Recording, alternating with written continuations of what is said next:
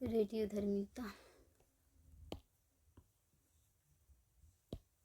रेडियोधर्मिता कुछ परमाणु जैसे यूरेनियम अथवा समस्थानिकों जैसे C14 में स्वतः ही ऊर्जावान कणों को उत्सर्जित करने का गुण होता है और यह प्रक्रिया रेडियोधर्मिता कहलाती है। और इस प्रक्रिया के दौरान ऐसे परमाणु के नाभिक का क्षय होता है। परमाणु भौतिकी में परमाणु के स्तर पर अध्ययन। न्यूक्लियर फ्यूजन नाभिकीय संलयन, दो स्मॉल से एगो बड़ा बनते हैं और नाभिकीय विखंडन में एगो बड़ा से बहुत छोटा छोटा बनते हैं। न्यूक्लियर फ्यूजन नाभिकीय संलयन, दो छोटी नाभिकियों से एक बड़ी नाभिक का निर्माण। Hydrogen plus hydrogen, helium plus तारकीय ऊर्जा तारों की प्रक्रिया ऊर्जा कुशल होता है और अपशिष्ट का निर्माण नहीं होता है। नाभिकीय विखंडन, बड़ी नाभिक का छोटी नाभियों में टूटना। अपशिष्ट प्रबंधन चुनौतीपूर्ण और परमाणु रिएक्टर की प्रक्रिया पर आधारित और रेडियोधर्मिता विखंडन का ही प्रकार है। हीलियम अल्फा 6 हीलियम की नाभि पर होता है। एक में बड़ी नाभि से ही हीलियम की नाभि का बाहर आना। Example uranium. बड़ी नाभियों में दृष्टव्य। बीटा 6 इलेक्ट्रॉन पर नाभिक से इलेक्ट्रॉन का बाहर आना। समस्थानिकों से दृष्टन C14 एग्जाम्पल में C14।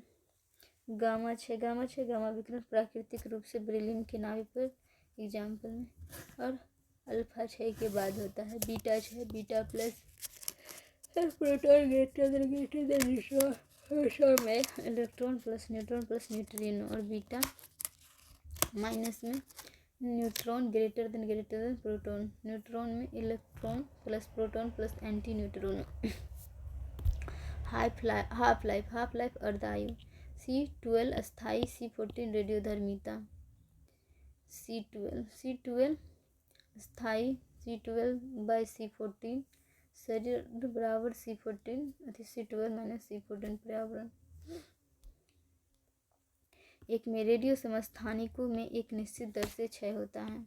दूसरा, ओरिजिनल सैंपल के आधे हिस्से को खत्म करने में लगने वाले समय को अर्धायु के रूप में जाना जाता है। सभी जीवों में दो किस्म के कार्बन C14 अस्थाई एवं C12 अस्थाई एवं C14 रेडियोधर्मी कार्बन हैं। C12 अस्थाई एवं C14 रेडियोधर्मी पाए जाते हैं। C14 अपनी रेडियोधर्मी प्रवृत्ति के कारण क्षय होता है, जिसकी भरपाई जीव के खान पान से हो जाती है। परिणाम स्वरूप C12 एवं C14 का अनुपात पर्यावरण के स्तर को परिलक्षित अवलिक प्रतिबिंबित करता है। जब जीव की मृत्यु हो जाती है तो यह अनुपात बिगड़ जाता है और इस विसंगति से जीवाश्म की आयु का पता लगाया जा सकता है। हाइड्रोजन N बराबर 0 और D1 neutron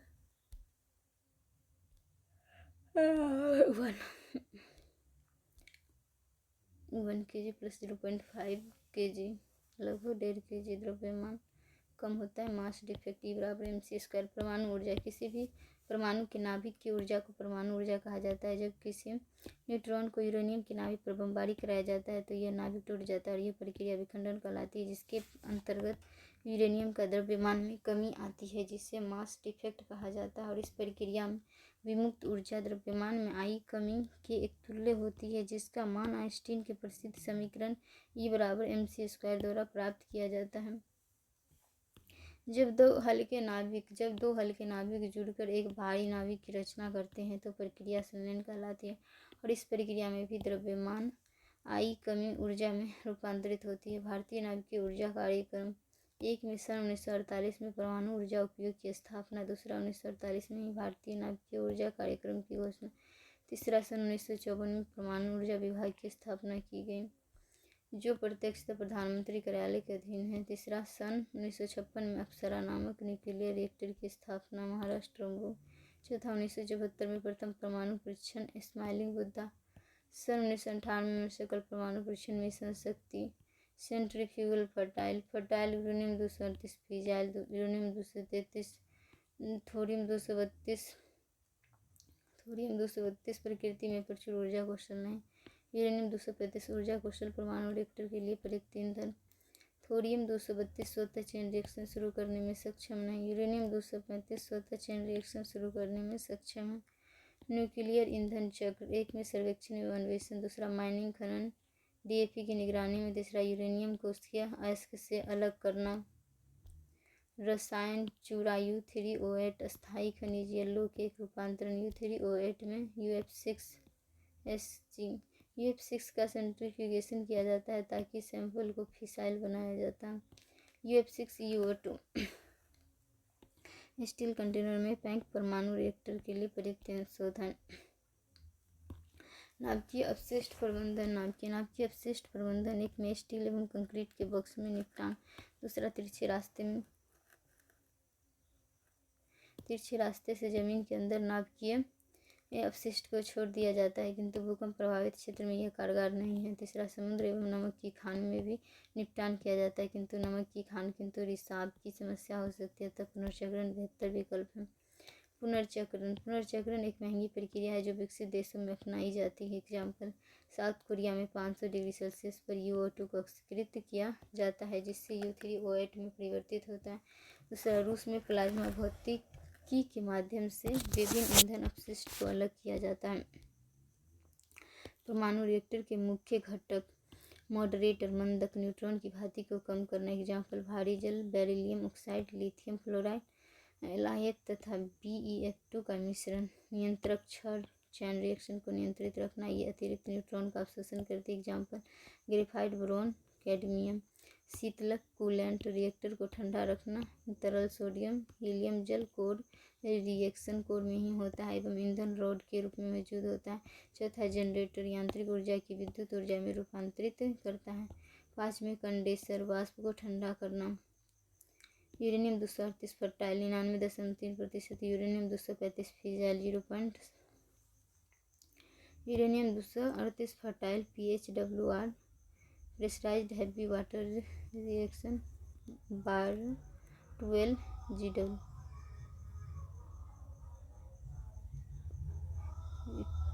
PHWR BR thorium 232 डाला जाता है और डिप्लीटेड यूरेनियम 238 और प्लूटोनियम 239 डाला जाता है, तो 300 से 500 गीगावाट ऊर्जा मिलती है।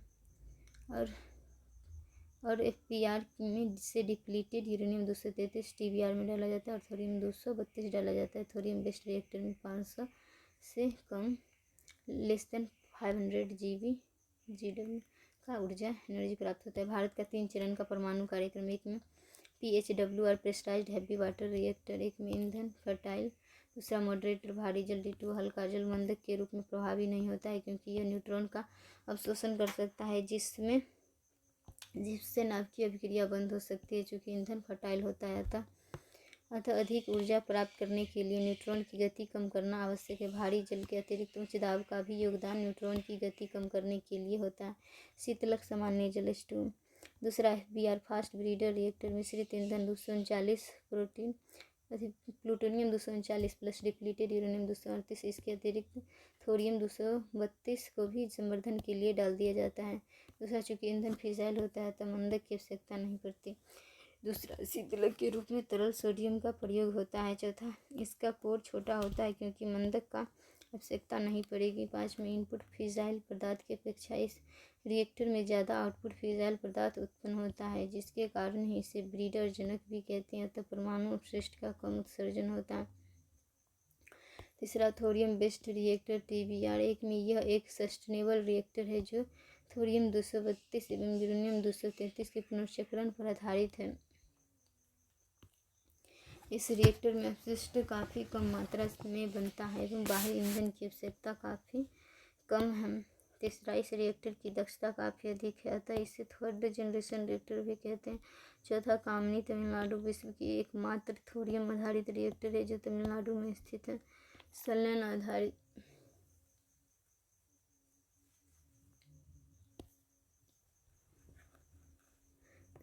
आधारित रिएक्टर। एक में ITER international thorium nuclear reactor. यह फ्रांस में स्थित अंतर्राष्ट्रीय नाभिकीय संलयन प्रयोग है। इसके अंतर्गत विश्व के सबसे बड़ी मैग्नेटिक कॉन्फाइनमेंट रिएक्टर का निर्माण किया जाना है। इसका उद्देश्य 2035 तक संलयन रिएक्टर के माध्यम से बिजली का निर्माण एवं प्लाज्मा भौतिकी का अध्ययन है। दूसरा, नेशनल इग्निशन फैसिलिटी NIF। यह अमेरिका स्थित शक्तिशाली लेजर पर आधारित रिएक्टर है जो लेजर आधारित है। परमाणु शक्ति का अनुप्रयोग। एक में मेडिकल के क्षेत्र में ब्रैंकीथेरेपी, कम आवृत्ति की रेडियोथेरेपी, स्ट्रेटियम 89 में बोन कैंसर के इलाज में एक्टिनियम स्ट्रेटिनियम 89 का उपयोग, कोबाल्ट 60 का उपयोग कैंसर के इलाज में, आयोडीन 131 थायराइड ग्रंथि के इलाज में, अस्पताल में उपयोग होने वाले शल्य चिकित्सा उपकरणों को जीवाणु रहित बनाने के लिए, शोध इत्यादि में रेडियोधर्मी तत्व की अहम भूमिका होती है। C14 डेटिंग द्वारा जीवाश्म की आयु का पता लगाने में, कृषि एवं खाद्यान्न क्षेत्र, खाद्यान्नों में उपस्थित जीवाणु में विषाणु को निष्क्रिय करने में, दूसरा खाद्यान्नों की शेल्फ आयु जीवन अवधि बढ़ाने में, रसायनों के उर्वरक की मात्रा पर भी नियंत्रण, स्टरलाई इंसेक्ट टेक्निक के माध्यम से कीटों का आवास बनाने में, औद्योगिक क्षेत्र में गामा ग्राफी, ऑटोमोबाइल इंडस्ट्रीज में स्टील की गुणवत्ता का पता लगाना, दूसरा औद्योगिक उपकरण अथवा वायुयानिक ईंधन में गड़बड़ियों का पता लगाना, तीसरा ट्रेसर के रूप में तेल शोधक कारखानों में प्रवाह अथवा लीकेज का पता लगाने में, और जिंक 60 के इस्तेमाल से औद्योगिक उपकरणों के संक्षारण कोरोजन को रोका जा सकता है, दूसरा विद्युत के उत्पादन में, पनडुब्बियों, अंतरिक्ष यान इत्यादि की ऊर्जा देने में, तीसरा समुद्री जल के अवलवनीकरण में, विविध क्षेत्र एक में घड़ियों के डायल में रेडियोधर्मी तत्वों को कम मात्रा में लगाना, दूसरा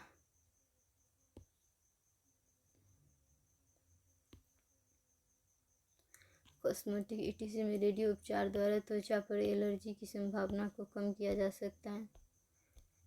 स्मोक डिटेक्टर में हाइड्रोलॉजिक के अध्ययन में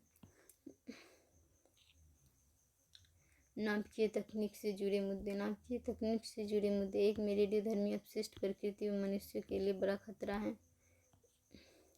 रेडियोधर्मी अपशिष्ट के निपटान में 10,000 वर्षों तक का भी समय लग सकता है। तीसरा, परमाणु हथियार मानवीय त्रासदी ला सकती है। चौथा, मेडिकल क्षेत्र में रेडियोथेरेपी स्वास्थ्य ऊतकों को भी नुकसान पहुंचाती है। 5 में कीटों की प्रजनन क्षमता समाप्त करने से खाद्य श्रृंखला पर प्रतिकूल असर पड़ेगा।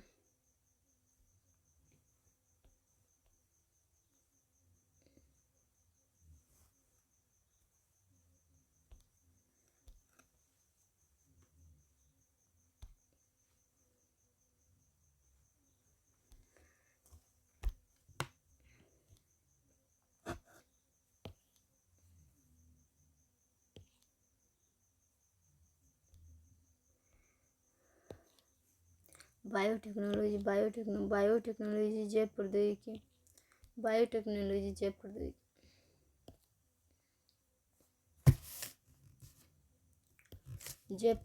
प्रौद्योगिकी जीवाणुओं की सहायता से जीवों अथवा पादपों अथवा पदार्थों के उत्पादन की प्रक्रिया जैव प्रौद्योगिकी कहलाती है। यह प्रक्रिया सामान्य दाब, निम्न ताप तथा प्रायः उदासीन pH पर होती है और इसके अंतर्गत मुख्य रूप से रोग प्रतिरक्षण, ऊतक अभियांत्रिकी, DNA पुनर्संयोजन, प्रतिरूपण, जीन चिकित्सा, स्टेम कोशिकाएं इत्यादि शामिल है। DNA प्रोफाइलिंग DNA फिंगरप्रिंटिंग, एक में सैंपल को एकत्रित करना, दूसरा एंडोन्यूक्लियस द्वारा DNA को काटना, तीसरा इलेक्ट्रोफोरेसिस, अगर विलयन, एनोड कैथोड विघटन, NaOH विलयन में DNA सैंपल को डालना, पाँचवा विघटित DNA को नायलॉन के रेशे पर रखा जाता है। ROP के DNA सैंपल पर भी प्रक्रिया 1 से 5 तक की जाती है। साथ में हाइब्रिडाइजेशन सैंपल टू यूज फोरेंसिस, जुर्म के सत्यापन में, दूसरा आनुवंशिकी में, तीसरा जीवों के क्रम विकास को समझने में।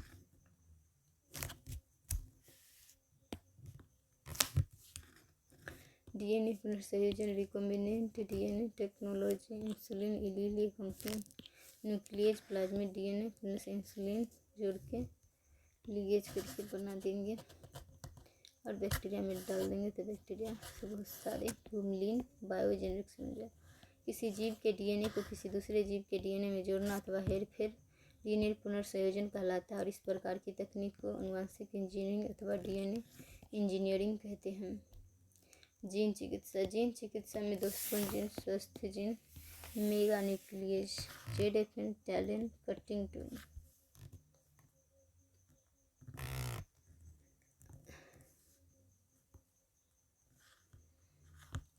विकृत अथवा दोषपूर्ण जीन के स्थान पर विकृतहीन या स्वस्थ जीन प्रतिस्थापित करने की प्रक्रिया जीन चिकित्सा अथवा जीन प्रतिस्थापन कहलाती है। पक्ष में तर्क, एक व्यक्ति में रोग के लक्षण दिखने से पूर्व ही उसकी रोकथाम की जा सकती है। दूसरा, जर्म लाइन जीन चिकित्सा के द्वारा व्यक्ति और उसकी भावी पीढ़ी से संबंधित बीमारी को समाप्त किया जा सकता है। तीसरा, इस चिकित्सा से रोग उपचार की नई विधियों का पता चल सकेगा। चौथा, लाइलाज बीमारी जैसे पार्किंसंस, थैलेसीमिया या HIV ETC का इलाज भी संभव। विपक्ष में तर्क सीमाएं एक में दुरुपयोग होने की संभावना है, तथा इन तकनीकों का विकास और प्रसार से पूर्व सावधानीपूर्वक विचार किया जाना चाहिए। दूसरा, रोगियों और उनकी भावी पीढ़ी पर जीन चिकित्सा के प्रभाव की सख्त निगरानी करनी होगी।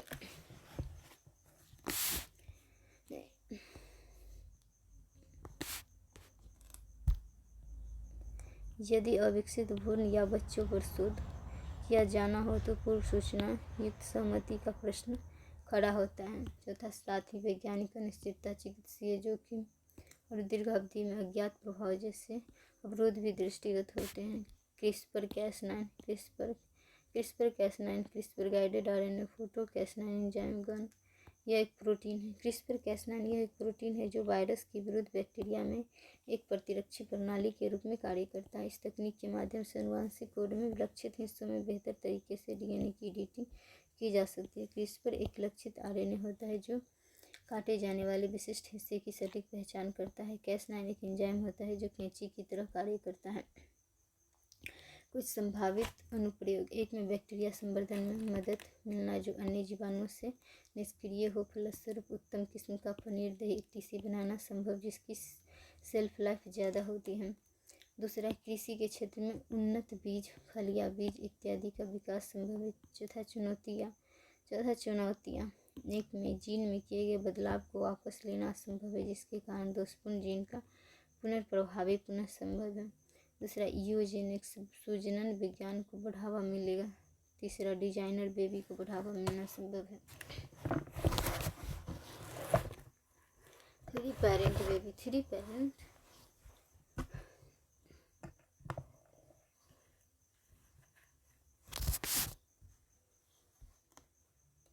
पैरेंट बेबी, सॉरीगेट माँ, अंडाणु, स्वस्थ माइटोकॉन्ड्रियल DNA ले लेते हैं और स्वस्थ केंद्र को बाहर कर देते हैं, और यहाँ से दोषपूर्ण माइटोकॉन्ड्रियल DNA हटा देते हैं और केंद्रक ले लेते हैं अंडाणु, और दोनों को रिएक्शन करा के बना देते हैं। यदि माँ के माइटोकॉन्ड्रियल DNA में विकृति है तो शिशु में भावी समय में हृदय, दिमाग, मधुमेह, मांसपेशी संबंधित बीमारियां हो सकती है, या शिशु जन्म से ही अंधेपन या बहरेपन का शिकार हो सकता है।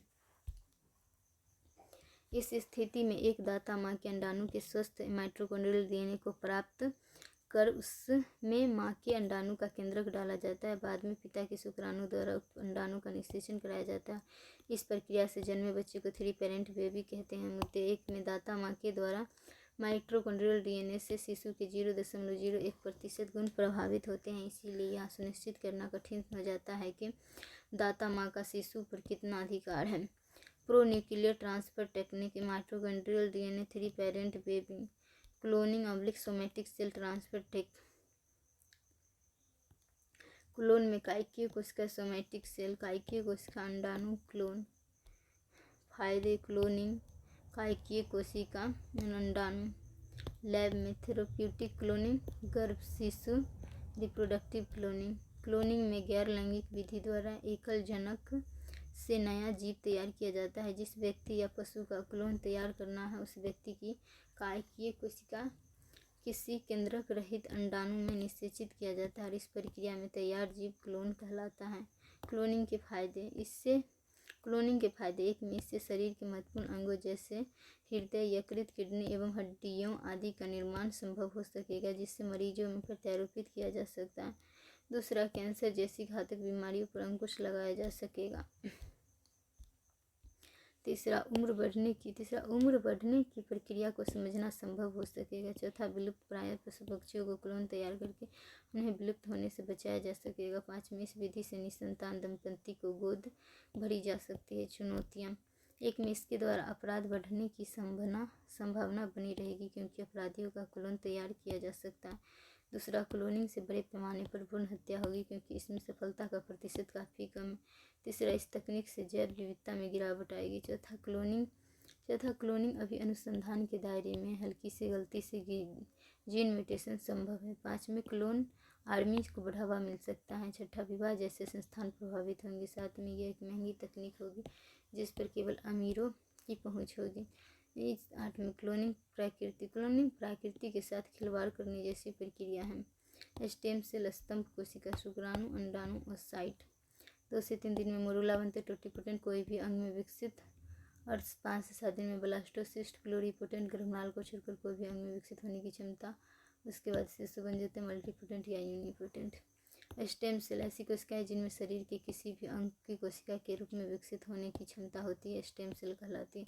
स्टेम सेल 2 प्रकार की होती है। एक में भ्रूण के स्तंभ कोशिकाएं, इसके अंतर्गत 2 प्रकार की कोशिकाएं पाई जाती है। एक में टोटिपोटेंट, इन कोशिकाओं से गर्भनाल सहित प्लेसेंटा शरीर की सभी कोशिकाओं को संवर्धन किया जा सकता है। निषेचित अंडे के प्रथम विभाजन के उपरांत उत्पन्न कोशिकाएं टोटिपोटेंट कहलाती है। प्लूरिपोटेंट, इन कोशिकाओं में गर्भनाल को छोड़कर शरीर की अन्य कोशिकाओं में संवर्धित किया जा सकता है।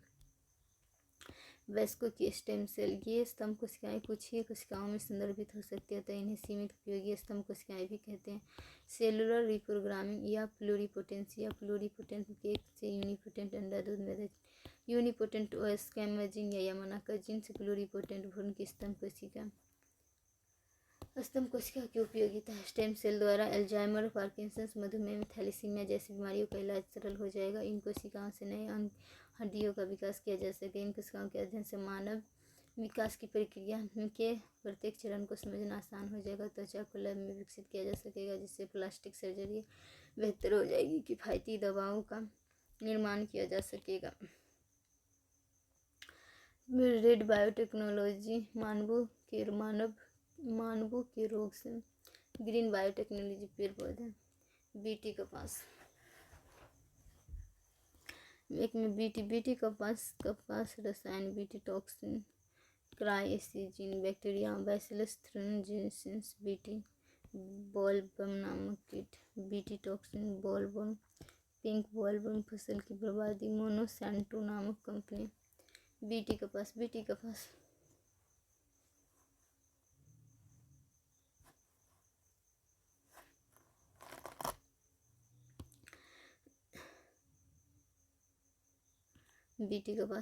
कपास कपास के पौधे के जीन में मिट्टी में पाए जाने वाले बैक्टीरिया बैसिलस थ्रिंजिएंसिस के जीन को प्रवेश कराया जाता है, जिससे कपास के पौधे में बीटी टॉक्सिन नामक रसायन बनते हैं, जो बॉलवर्म नामक कीट के प्रतिरोधी हैं।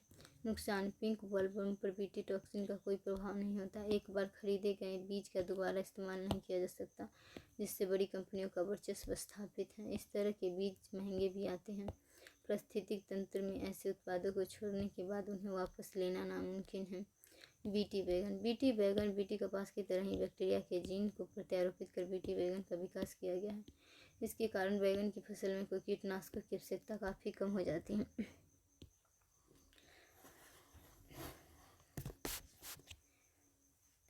इसे भारत में उपयोग नहीं किया जाता है। यद्यपि बीटी टॉक्सिन अम्लीय वातावरण में निष्क्रिय होते हैं, किंतु क्षारीय वातावरण में इनकी सक्रियता अज्ञात है, अतः मानव स्वास्थ्य पर प्रतिकूल प्रभाव पड़ने की संभावना है। DMH11 सरसों / GM सरसों, धारा company plus Delhi university DC + TU, omega-3 fatty अम्ल से ज़्यादा भटके खल्ली दूध। GM सरसों ये सरसों की एक संकर प्रजाति है। संकर प्रजाति सामान्य रूप से एक ही प्रजाति के 2 आनुवंशिक रूप से विविध पौधों के क्रॉस से प्राप्त किया जाता है। दिल्ली विश्वविद्यालय में धारा मस्टर्ड कंपनी द्वारा सरसों में एक जीन के प्रवेश द्वारा नर भाग के पौधों का बंधीकरण स्टरलाइजेशन किया गया है, जिससे परागण हनी बी के माध्यम से सरसों की नई संकर प्रजाति विकसित की जा सकती है। लाभ यह सरसों उत्पादन को 20 से 30% तक बढ़ा सकता है, जिससे खाद्य तेलों के बढ़ते आयात को कम किया जा सकेगा। GM सरसों खरपतवार के प्रतिरोधी भी होंगे। तीसरा, इस तेल में असंतृप्त वसा जैसे ओमेगा-3 फैटी एसिड की मात्रा बढ़ सकेगी, जो स्वास्थ्य के लिए लाभदायक है। इस तेल की खल्ली से मवेशियों को भी पौष्टिक चारा मिलेगा। चौथा, सार्वजनिक स्वामित्व के कारण यह बीटी कपास की तुलना में सस्ती भी होगी।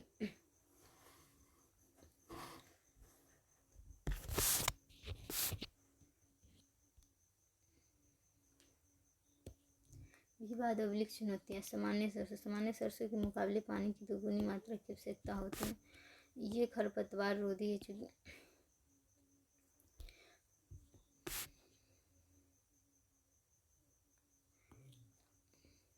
ये खरपतवार रोधी है चूँकि इनमें एक रसायन ग्लाइफॉस्फेट का निर्माण होता है जो कैंसर का कारण भी बन सकता है। जीएम सरसों पर परागण को प्रत्यक्ष एवं अप्रत्यक्ष दोनों रूप से प्रभावित करते हैं। चौथा, पारंपरिक कृषि पद्धति द्वारा भी सरसों के उत्पादन को 20 से 25% तक बढ़ाया जा सकता है।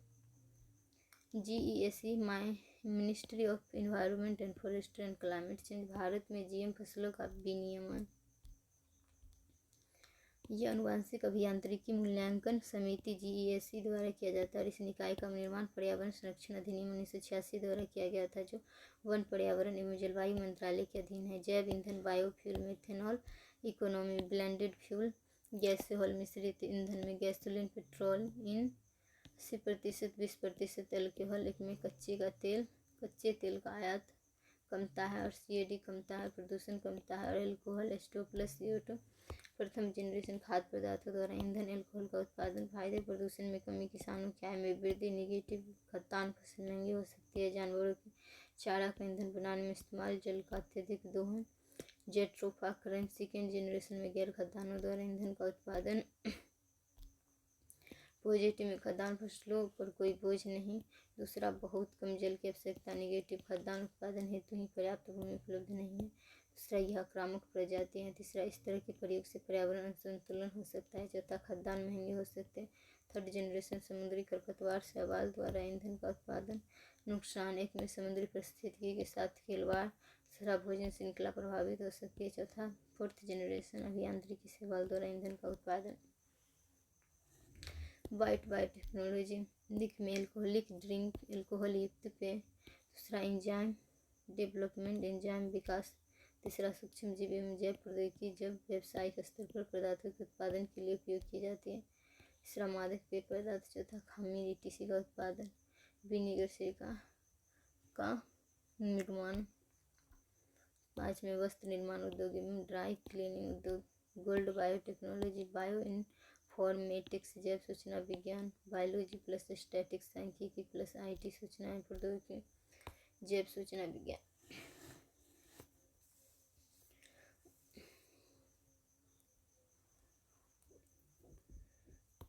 बायोटिक तंत्र में सृजनात्मक प्रक्रियाओं का अध्ययन अर्थात जैव प्रौद्योगिकी में सूचना तकनीकी एवं सांख्यिकी का उपयोग। इस प्रक्रिया के अंतर्गत डाटा माइनिंग की सहायता से DNA, मानव जीनोम के अनुक्रमण इत्यादि को बेहतर किस्म से समझा जा सकता है। संभावित उपयोग, आणविक चिकित्सा, व्यक्तिगत चिकित्सा, जीन थेरेपी, औषधि विकास, टीका विकास ETC जैसे क्षेत्रों में यह क्रांतिकारी परिवर्तन ला सकता है।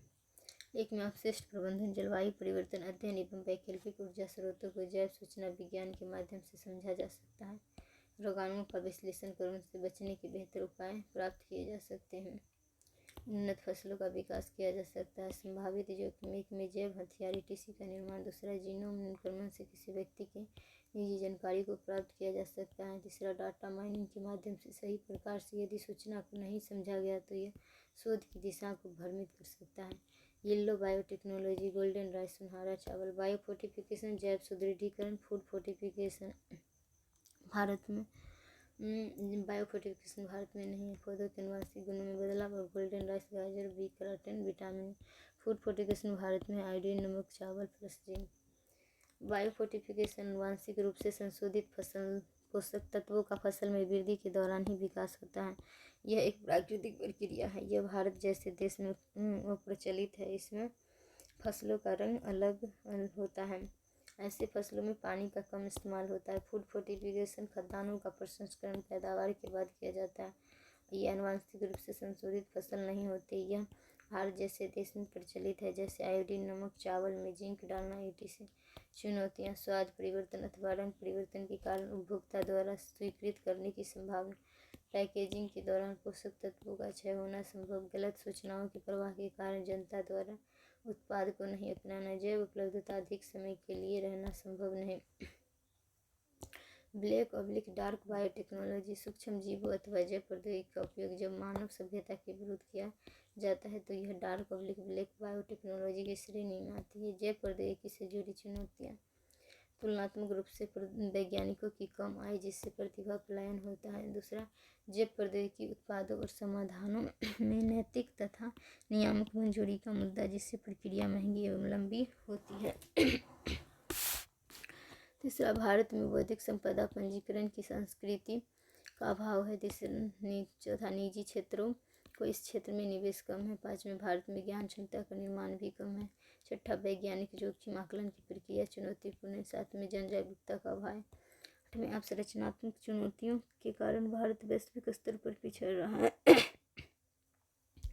नैतिक मुद्दे एक में यह एक महंगी तकनीक है जिसकी पहुंच केवल अनिरोधक है। दूसरा, जैव सूचना विज्ञान से निजता का उल्लंघन हो सकता है। तीसरा, जैव आतंकवाद के विरुद्ध विकसित देशों का बचाव। पाँचवें, अनिश्चित प्रौद्योगिकी पौधों एवं जानवरों का प्रयोग से जुड़े नैतिक पक्ष। जैविक नवाचार के स्वामित्व का मुद्दा, जानवरों के अधिकारों से जुड़े नैतिक पक्ष। Nano technology. नैनो टेक्नोलॉजी 10⁻⁻9 से 10⁻⁻7। नैनो का अर्थ, नैनो शब्द का अर्थ ऐसे पदार्थ से है जो मीटर के अरबवें हिस्से के समतुल्य होते हैं। नैनो स्केल 10⁻⁻9 से 10⁻⁻7 तक मीटर तक के स्केल को कहा जाता है। नैनो स्केल में पदार्थ अलग अलग गुणधर्मों को प्रदर्शित करते हैं जैसे ठोस पदार्थों का तरल होना। 10⁻⁻6 मीटर। Micro plastics. नैनो पदार्थ की विशेषताओं को प्रभावित करने वाले कारक। एक में, जैसे जैसे किसी कण का आकार नैनो स्केल में जाता है उस पदार्थ में सतह क्षेत्र और आयतन का अनुपात बढ़ जाता है, अर्थात ज़्यादा परमाणु सामंजस्य स्थापित करने हेतु सतह पर चले आते हैं। एग्जाम्पल में 30 नैनोमीटर आकार के कण एक 5% परमाणु सतह पर चले आते जबकि 3 नैनोमीटर के आकार के कण लगभग 50% परमाणु सतह पर चले आते हैं। दूसरा, नैनो स्केल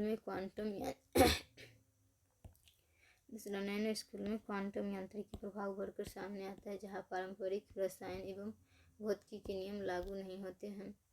नैनो पदार्थ बनाने के तरीके। एक में, टॉप डाउन अप्रोच। बड़े पदार्थों को तोड़कर नैनो पैमाने पर लाना। यह एक जटिल और महंगी प्रक्रिया है जिसमें अधिक समय लगता है। दूसरा, बॉटम अप अप्रोच। अणुओं एवं परमाणुओं को जोड़कर नैनो पैमाने पर लाना। यह अपेक्षाकृत सरल एवं सस्ती प्रक्रिया है।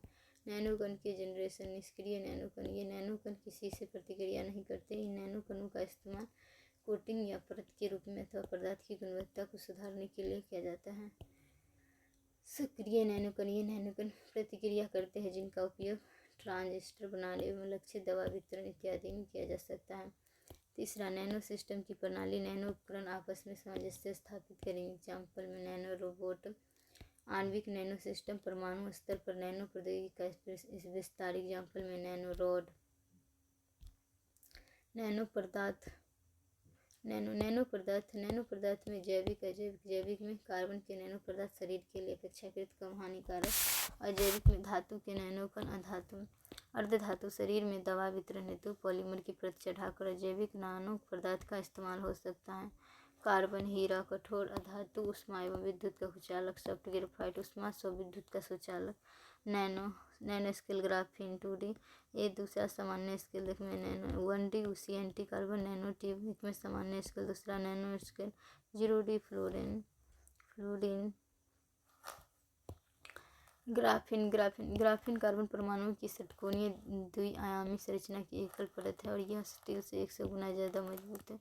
तीसरा, यह कॉपर से 10 गुना अधिक विद्युत को प्रवाहित कर सकता है। चौथा, यह लगभग पारदर्शी है क्योंकि यह पारदर्शी चालक है तथा touch screen, solar cell ETC बनाने में उपयोगी है। ग्राफीन ऊर्जा क्षमता एवं बैटरी चार्जिंग दोनों में सुधार करता है। ग्राफीन की मदद से जैविक एवं रासायनिक सेंसर बनाए जा सकते हैं। पानी के अणुओं के प्रति अपनी अति सक्रियता के कारण यह पानी में छिपे बैक्टीरिया ETC का पता लगा सकता है।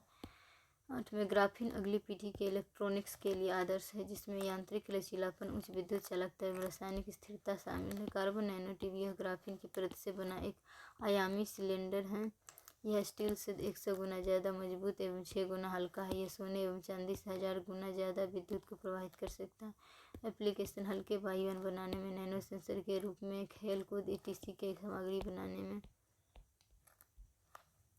गैस सेंसर है या कैथोड एनोड CNT है। कार्बन नैनोट्यूब या H3SCH4 रासायनिक नैनो सेंसर या प्लग एंटीबॉडी या CNT। कार्बन नैनोट्यूब इधर एनोड इधर कैथोड। जैविक नैनो सेंसर। नैनो रॉड ये अर्धचालकों के अलावा चालकों एवं कुचालकों से भी बनाए जाते हैं। ये इतने छोटे होते हैं कि इनमें क्वांटम गुण परिलक्षित होते हैं, अतः इन्हें क्वांटम डॉट्स भी कहते हैं। एप्लीकेशन ये शरीर में रोगाणु इत्यादि की पहचान करने एवं उन्हें मारने में सक्षम है। दूसरा, परिवर्तन क्षमता अधिक होने के कारण डिस्प्ले तकनीक में इनका इस्तेमाल हो सकता है। तीसरा, सूक्ष्म विद्युत उपकरणों के निर्माण में। चौथा, pH etc के मापन में। नैनो वायर्स इन्हें क्वांटम वायर भी कहा जाता है, जो सेंसर उपकरण बनाने में उपयोगी है। नैनो एप्लीकेशन टेक्नोलॉजी एक में चिकित्सा पद्धति में, दूसरा चिकित्सा के क्षेत्र में। इनमें nano medicine, nano surgery, nano scale, nano solar cell, nano cosmetic, infection लक्षित दवा वितरण, 2 नैनोमीटर, 5 नैनोमीटर, सोना 5 नैनोमीटर। नैनो मेडिसिन सोने के नैनो कण के द्वारा लक्षित दवा का वितरण। ऐसी दवाएं केवल कैंसर का कोशिकाओं पर कार्य करते हैं।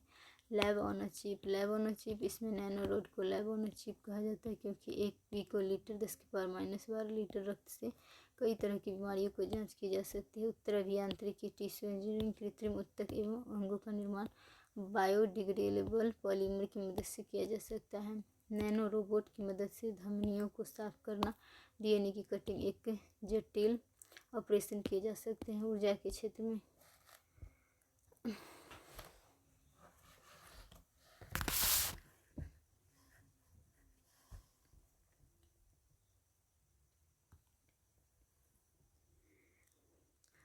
क्षेत्र में कार्बन नैनोट्यूब की मदद से जंग प्रतिरोधी एवं दक्ष इंजनों का निर्माण किया जा सकेगा। दूसरा, नैनो सोलर सेल की दक्षता 30% से बढ़कर 50% तक की जा सकेगी, क्योंकि ये सौर विकिरण को ज़्यादा अवशोषित करेगी। तीसरा, स्मार्ट विंडो घर को अपेक्षाकृत ठंडा रखेंगे, जिससे ऊर्जा बचाई जा सकेगी। तीसरा, इलेक्ट्रॉनिक्स के क्षेत्र में एक में कार्बन नैनो ट्यूब की मदद से नैनो रैम बनाया जा सकता है, जिसमें टेराबाइट तक मेमोरी संग्रहित की जा सकती है। नैनो कण के इस्तेमाल से लिथियम आयन बैटरी की दक्षता बढ़ाई जा सकती है। रक्षा के क्षेत्र में खुफिया जानकारी एकत्रित करने के लिए नैनो रोबोट का इस्तेमाल किया जा सकता है। दूसरा, नैनो की सटीक चिकित्सा अनुप्रयोग सैनिकों की जान बचा सकता है।